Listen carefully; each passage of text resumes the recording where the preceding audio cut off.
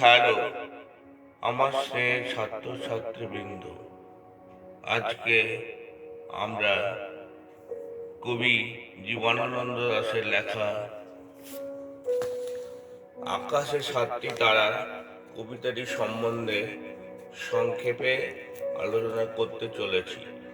কবিতাটি রূপসী বাংলা নামক কাব্যগ্রন্থ থেকে সংকলিত। প্রথমে আমরা কবি জীবনানন্দ দাশ সম্পর্কে কিছু তথ্য জেনে নেব। কবি জীবনানন্দ দাশ ছিলেন রবীন্দ্র যুগে অধিষ্ঠিত হয়েও রবীন্দ্র প্রভাব থেকে সম্পূর্ণভাবে মুক্ত। সে সময়ে যেসব কবিরা ভাস্বর হয়ে উঠেছিলেন তারা প্রায় সকলেই কিছু না কিছু ভাবে রবীন্দ্র প্রভাব যুক্ত ছিলেন, কিন্তু একমাত্র জীবনানন্দ দাশই রবীন্দ্র প্রভাব থেকে সম্পূর্ণভাবে মুক্ত ছিলেন এবং এক স্বতন্ত্র ঘরানা গড়ে তুলতে পেরেছিলেন। রবীন্দ্র পরবর্তী কবিতাদের মধ্যে জীবনানন্দ দাশ বাংলা কাব্যধারায় এক ভিন্ন শ্রেণীর কবি। রবীন্দ্রনাথের কথায় তিনি চিত্ররূপময় কবি। গদ্যে যেমন বিভূতিভূষণ বন্দ্যোপাধ্যায়, কবিতায় তেমনই জীবনানন্দ দাশ। দুজনেই প্রকৃতিকে এবং প্রকৃতির আধারে মানুষ বা সমাজকে দেখেছেন। দুজনেই হাতেই প্রকৃতির অতি তুচ্ছ জিনিস, ধুলো মাটি সবই যেন সোনায় রূপান্তরিত হয়েছে, কিন্তু তবুও দুজনার দেখার চোখে ভিন্নতা আছে। ফলে জীবনানন্দ দাশ তার নিজ গুণে স্বতন্ত্র। সেই স্বতন্ত্রের কারণ প্রধানত তার কবিতার পরাবাস্তব চেতনা।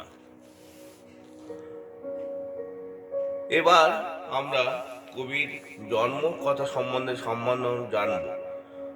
1899 খ্রিস্টাব্দের 17 ফেব্রুয়ারি অর্থাৎ 1305 বঙ্গাব্দের 6 ফাল্গুন অধুনা বাংলাদেশের বরিশালে কবি জীবনানন্দ দাশ জন্মগ্রহণ করেন। তার মা কুসুম কুমারী দাস, বাবা সত্যানন্দ দাস।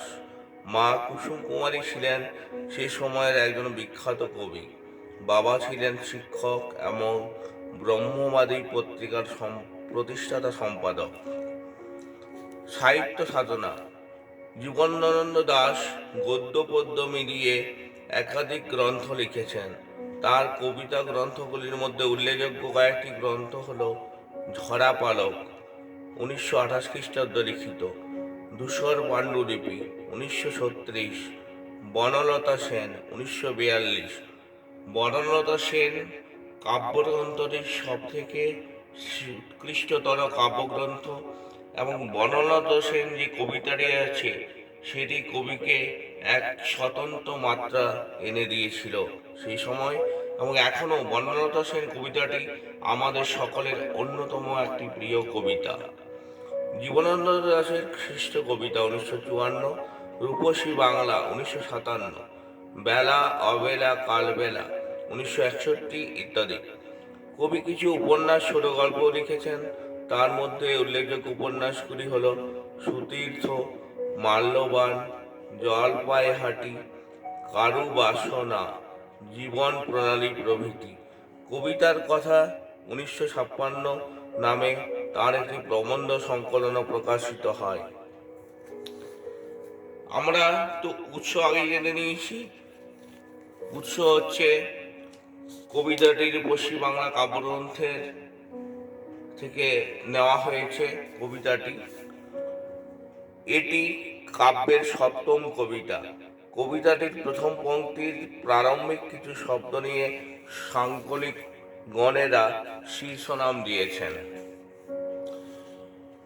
এইবারে আমরা যে কবিতাটি মানে আকাশে 7টি তারা আলোচনা করব, তার কিছু শব্দার্থের মানে জেনে নিন। 7টি তারা: সন্ধ্যাকালে উদিত হওয়া 7টি তারা বা সপ্তর্ষি মণ্ডল। কামরাঙা, শিরাযুক্ত অম্ল স্বাদের ফল বিশেষ। মেঘ, জলদ মনিয়া, মুনিয়া বর্ণময় এক ধরনের ছোট পাখি। গঙ্গাসাগর, গঙ্গা যেখানে বঙ্গোপসাগরে মিশেছে।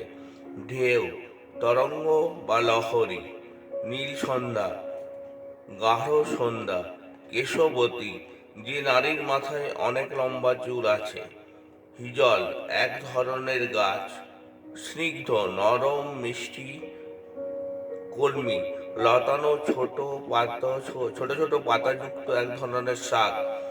এই শাক খুব পুষ্টিকর এবং খেতেও সুস্বাদু। ঘ্রাণ, গন্ধ। হাঁস, এক জাতীয় জলজ প্রাণী।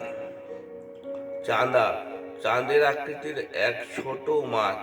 সরপুঁটি, এক ধরনের বড় পুঁটি মাছ, কোথাও কোথাও এর নাম ঘোঁটের পুঁটি। কিশোরী, বালিকা ও যুবতী পর্যায়ের মধ্যবর্তী সময়ের নারী। শীত, এখানে শীতল অর্থে। নীরবতা, নৈঃশব্দ, টের পাওয়া, বুঝতে পারা। এরপর আমরা সরাসরি কবিতায় চলে আসব।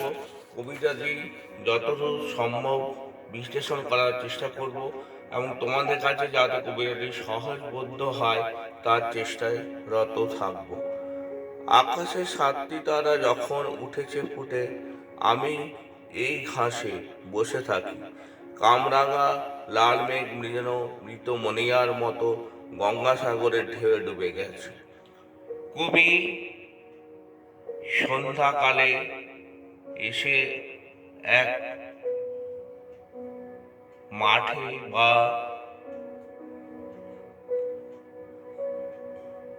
খোলা প্রান্তরে এসে উপস্থিত হয়েছেন।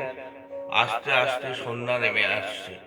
আমরা জানি বিকেলের পর ধীরে ধীরে ধীরে ধীরে সূর্য অস্ত যায় এবং সন্ধ্যা নেমে তারপরে রাত্রি ঘনিয়ে আসে। কবি বলছেন আকাশে 7টি তারা। কখন তারা আকাশে দেখা যায়? সন্ধ্যার পর। কারণ দিনের বেলা সূর্য আমাদেরকে আলো দেয়, তারপর আস্তে আস্তে দুপুর গড়ায়, বিকেল ঘনিয়ে নেমে আসে, তারপর আস্তে আস্তে সন্ধ্যা ঘনায় এবং রাত্রি নেমে আসে। তো সন্ধ্যার সময় আকাশে তারারা ফুটে ওঠে। আমরা জানি সপ্তর্ষি মণ্ডল সেই সময় ফুটে ওঠে। আকাশে 7টি তারা যখন ফুটে উঠছে মানে আকাশে সপ্তর্ষি মণ্ডল যখন দেখা যাচ্ছে। আমি এই ঘাসে বসে থাকি। কবি একটি মাঠে নরম মুথা বা দুর্বা ঘাসের উপর বসে আছেন। কামরাঙা লাল মেঘ যেন মৃত মনিয়ার মতো গঙ্গাসাগরের ঢেউয়ে ডুবে গেছে। দেখো তোমরা, যখন সূর্য অস্ত যায় তখন আকাশের রং লালিমা যুক্ত হয়ে যায়, মানে লাল রঙের আভায় ভরে যায়। সেই সূর্য আমরা কোনো সমুদ্রের পাড়ে গেলে দেখতে পাবো যেন সূর্যটা সেই মহাসাগরে বা সাগরে আস্তে আস্তে ডুব মারছে, মানে ডুবে যাচ্ছে আস্তে আস্তে। তখন সেই লালিমাযুক্ত আকাশও যেন আস্তে আস্তে সেই সমুদ্রে ডুবে যাচ্ছে। গঙ্গাসাগরের ঢেউয়ে ডুবে গেছে। গঙ্গাসাগর বলতে এখানে আমি আগেই বলেছি, গঙ্গা যেখানে সাগরে মিশেছে সেই উৎসস্থান হলো গঙ্গাসাগর। আসিয়াছে শান্ত অনুগত বাংলার নীল সন্ধ্যা।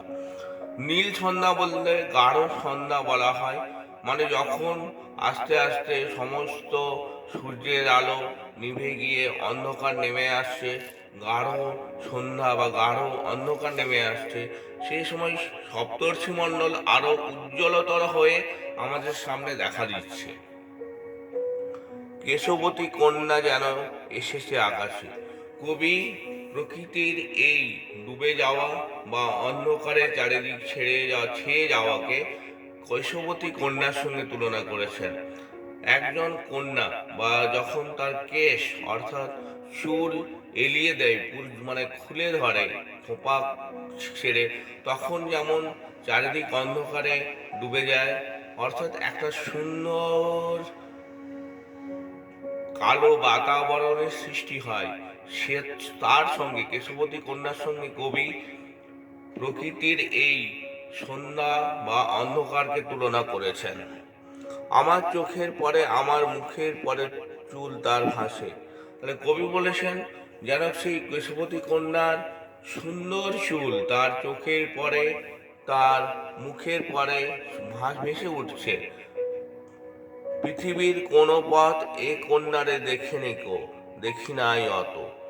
কবি বলছেন পৃথিবীর কোন পথ এই কন্যাকে দেখেনি, দেখে নাই অত।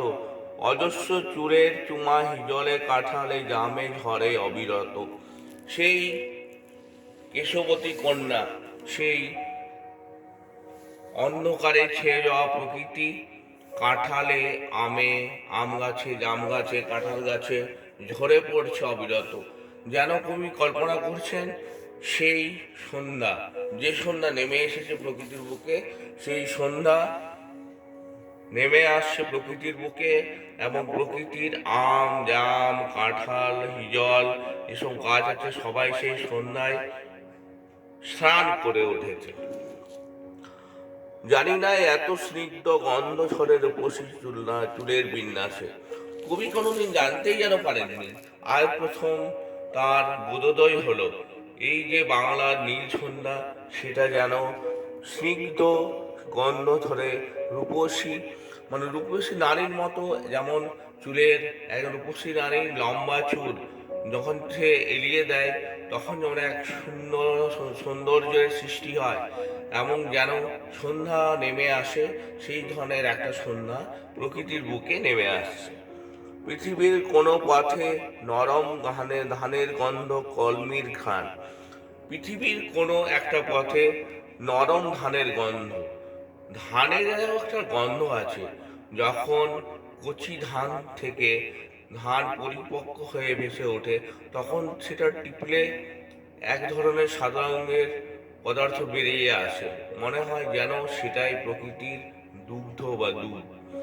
যেমন একটা ধান আস্তে আস্তে দুগ্ধবতী থেকে পরিণত হতে হতে চালে পরিণত হয়, তেমনি কলমি শাক, যেটা লতানে এক ধরনের শাক, যেগুলো সাধারণত জলবর্তী জায়গায় হয়, মানে জলে জন্মায় বা জলে বেশি হয়, সেই কলমিরও একটা ঘ্রাণ কবি শুনতে পাচ্ছেন। কবি কলমির ফুলের যে শোভা, কলমির যে গন্ধ, সেটা অনুভব করতে পারছেন।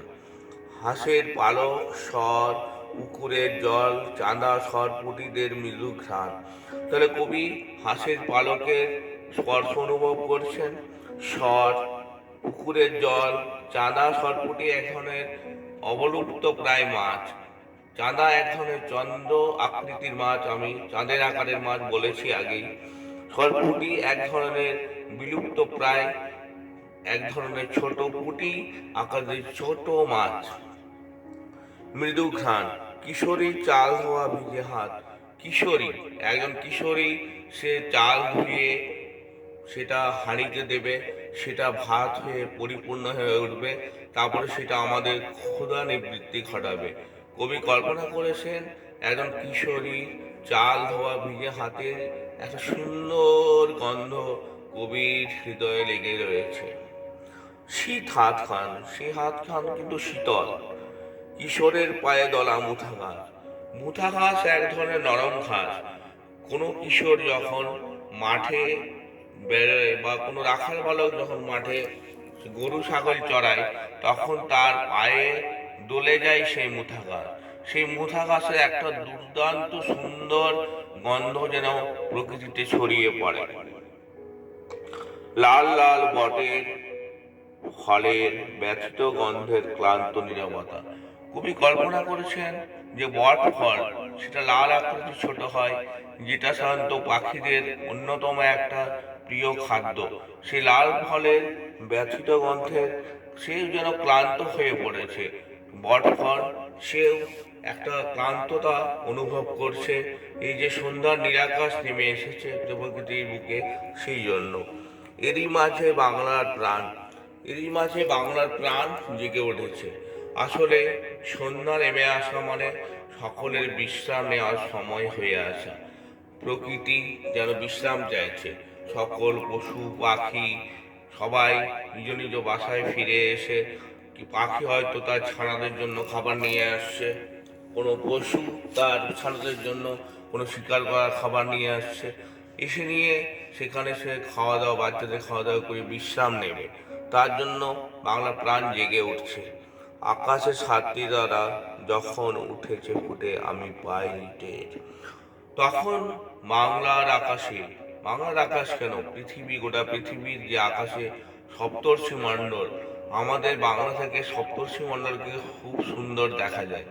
সপ্তর্ষি মণ্ডল অর্থাৎ সাতটা ঋষি নামানুসারে সপ্তর্ষি মণ্ডলের নাম হয়েছে। এই সপ্তর্ষি মণ্ডল এই সন্ধ্যাকালে খুব সুন্দরভাবে দেখা যায়। কবি অনুভব করেছেন বাংলার প্রাণ যখন জেগে উঠেছে তখন এই সপ্তর্ষি মণ্ডল খুব সুন্দরভাবে আকাশে ফুটে উঠেছে। কবি সেদিকে তাকিয়ে মুগ্ধ হয়ে চেয়ে রয়েছেন এবং কল্পনা করেছেন এই সপ্তর্ষি মণ্ডল পৃথিবীর মা বাংলার একটা প্রাণ চিহ্ন হয়ে যেন এঁকে রয়েছে, এবং সেদিকে তাকিয়ে কবি মুগ্ধ এবং স্নিগ্ধ এবং ভালোবাসায় বাংলাকে পূর্ণ করতে পেরেছেন। তার কবিতা আমি আগেই বলেছি সম্পূর্ণভাবে রবীন্দ্র প্রভাব মুক্ত ছিল। তার জন্য তার কবিতাকে স্বাতন্ত্র একটা রূপ দিতে পেরেছে। কিন্তু দুর্ভাগ্যের বিষয়, কবি অকালেই প্রাণ হারিয়েছিলেন, কারণ একটা ট্রাম অ্যাক্সিডেন্ট হয়। রোডের পর একটা ট্রামে আহত হওয়ার পর তিনি হাসপাতালে কিছুদিন ভর্তি ছিলেন। তারপর এই পৃথিবী ছেড়ে তিনি পরলোক গমন করেন। এটা আমাদের কাছে অনেক ক্ষতি হয়ে গিয়েছিল বাংলা সাহিত্যে। তিনি যদি আরো কিছুদিন বেঁচে থাকতেন তাহলে হয়তো তিনি আরো ভালো ভালো কবিতা, গ্রন্থ, কাব্যগ্রন্থ, গল্প উপহার দিতে পারতেন। সেটা যে হয়নি সেটা আমাদের দুর্ভাগ্যের বিষয়। যাই হোক, আমি আকাশে সাতটি তারা কবিতাটি আলোচনা করলাম। এরপর কবিতাটির আমি কোশ্চেন এবং অ্যান্সার দুটি আলোচনা করব। আজকে নববর্ষ, তোমরা সকলেই ভালো থেকো, তোমাদের সাফল্য কামনা করছি। আজকে নববর্ষের দিনটা এনজয় করো। হয়তো আমার পড়াটা তুমি পরেই শুনবে বা আজকেও শুনতে পারো, কিন্তু আমি বলছি নববর্ষ মানে ভেবে নিয়ে না আমি পরীক্ষাও সব স্কুলে প্রায় শেষ হয়ে গেছে, কিন্তু তোমরা 9 উঠে গেছো, এটা ভুলে যেও না। এই সময় তোমাদের সচেতন হতে হবে। সময় আর বেশি নেই, মাধ্যমিক পরীক্ষা কাছে। মাধ্যমিক পরীক্ষা উঠে গেলেও তোমাদের কিন্তু পরীক্ষা শেষ হবে না, সেমিস্টার হয়ে যাবে হয়তো। সেসবগুলো পরের কথা। এখন আমাদের কবিতাটা শেষ হলো। নমস্কার, ধন্যবাদ। যারা এটা লাইক করছেন বা দেখছেন তাদেরকে ধন্যবাদ।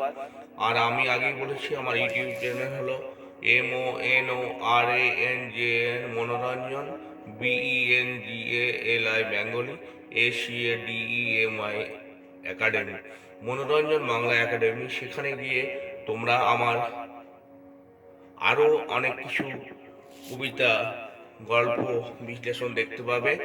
9, 10, 8 সবই আছে। তোমরা আমি কিছু কিছু লোড করতে পেরেছি, সেগুলো আশা করি তোমরা দেখতে পেলে বা শুনলে আমি আশা করি উপকৃত হবে বলেই মনে করছি। শুভ নববর্ষ আবার জানাই সকলকে আমার হার্দিক স্নেহ, ভালোবাসা, শ্রদ্ধা। যে যেভাবে নেবে, যারা বড়রা দেখছেন তারা আমার শ্রদ্ধা নেবেন, যারা আমার বন্ধুরা দেখছেন তারা আমার ভালোবাসা নেবেন, আর যারা আমার স্নেহের ছাত্রছাত্রীরা তারা আমার স্নেহ আশিস নেবে। শুভ নববর্ষ, নমস্কার।